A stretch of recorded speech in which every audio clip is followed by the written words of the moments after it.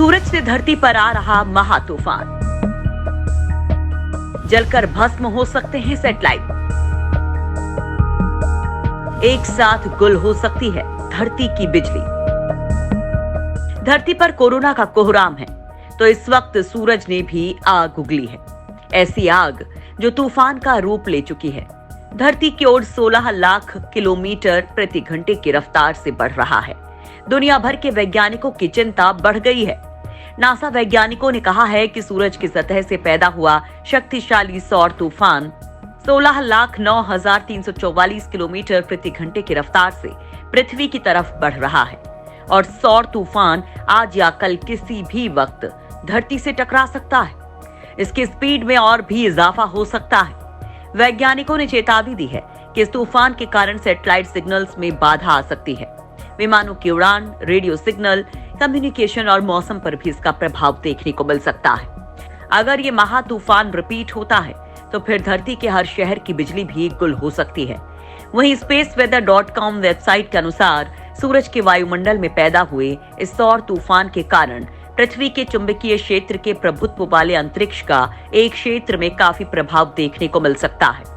उत्तरी या दक्षिणी अक्षांशों पर रहने वाले लोग रात में सुंदर ऑरोरा देखने की उम्मीद कर सकते हैं।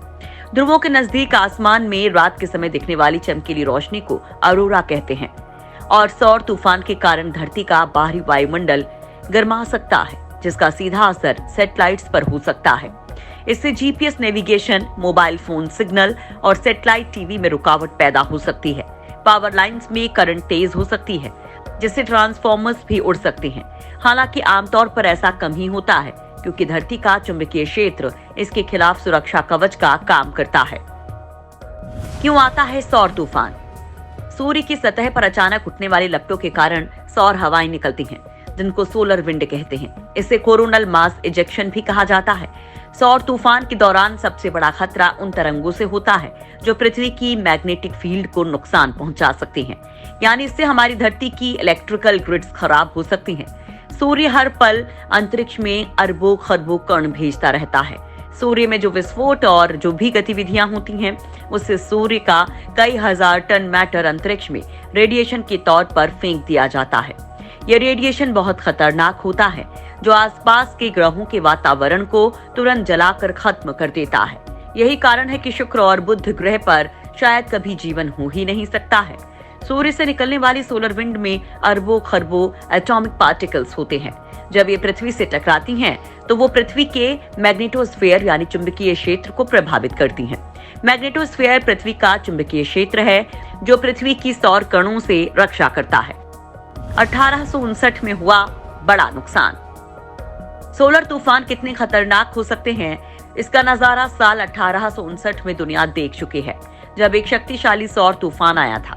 इस तूफान को कैरिंगटन इवेंट कहते हैं, जिसमें सूर्य से निकलने वाली एक विशाल सौर हवा से पृथ्वी के मैग्नेटिक नेचर को बहुत हद तक गड़बड़ कर दिया था।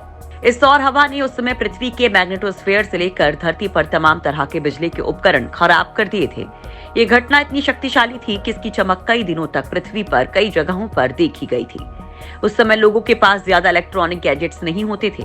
एक रिपोर्ट के मुताबिक 1859 में आया ये सौर तूफान इतना शक्तिशाली था कि इसने बिजली से चलने वाले कई उपकरणों को इस कदर खराब कर दिया था कि उनमें कभी कभार अपने आप आग लग जाया करती थी। वहीं कई पश्चिमी देशों का टेलीग्राफ सिस्टम नाकाम हो गया था। इस दौरान तारों में बहुत तेज इलेक्ट्रिक करंट के झटके पाए गए थे। 1859 में सोलर तूफान के वक्त तकनीक इतनी व्यापक नहीं थी, लेकिन अगर आज इस तरह की घटना हो जाए तो बहुत नुकसान हो सकता है। ये तूफान भले ही हम इंसानों को खत्म करने की ताकत ना रखता हो, पर अरबों कणों की ये आंधी हर सैटेलाइट गैजेट्स को तुरंत खराब कर देगी। आपके सभी संपर्क इस दुनिया से कट जाएंगे। वैज्ञानिकों को सबसे बड़ी चिंता इस बात की है कि अंतरिक्ष में कार्यरत टेलीस्कोप और सैटेलाइट कहीं इस तूफान की जद में नहीं आ जाएं। दूसरी ओर इस तूफान से विद्युत ग्रिड और विमानों का परिचालन प्रभावित हो सकता है।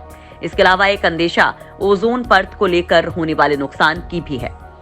वहीं अगर पृथ्वी का मैग्नेटोस्फीयर इससे नष्ट हो जाता है तो मानव सभ्यता पर एक बहुत बड़ा संकट पनप सकता है। हालांकि ये तभी मुमकिन है जब सौर तूफान की तीव्रता बहुत ज्यादा हो। सूरज की तूफान पर ऐसे रखी जा रही है नजर। नासा सूरज के रिसर्च के लिए कई मिशन लॉन्च कर चुका है। हाल ही में उसने यूरोपियन स्पेस एजेंसी के साथ मिलकर सोलर ऑर्बिटर स्पेसक्राफ्ट लॉन्च किया था। इस महत्वाकांक्षी मिशन का उद्देश्य पहली बार सूर्य के ध्रुवों की तस्वीर लेना है।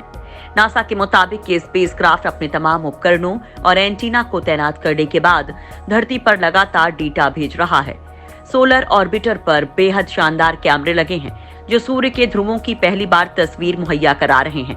इससे वैज्ञानिक सूर्य के चुंबकीय क्षेत्र के बारे में जानकारी हासिल कर रहे हैं। इससे पहले नासा ने 2018 में पार्कर सोलर प्रोब को सूर्य की कक्षा में भेजा था, जो सूर्य के बाहरी कोरोना का अध्ययन कर रहा है। वहीं ईएसए और नासा ने इससे पहले 1990 में यूलिसिस मिशन लॉन्च किया था, जिसने वैज्ञानिकों को सूर्य के चारों तरफ के अहम क्षेत्र को पहली बार मापने में मदद की थी। हालांकि यूलिसिस के साथ कैमरा नहीं गया था। वहीं भारत के इसरो ने भी इसी साल सूर्य का अध्ययन करने के लिए पहले मिशन आदित्य L1 को भेजने की योजना बनाई है।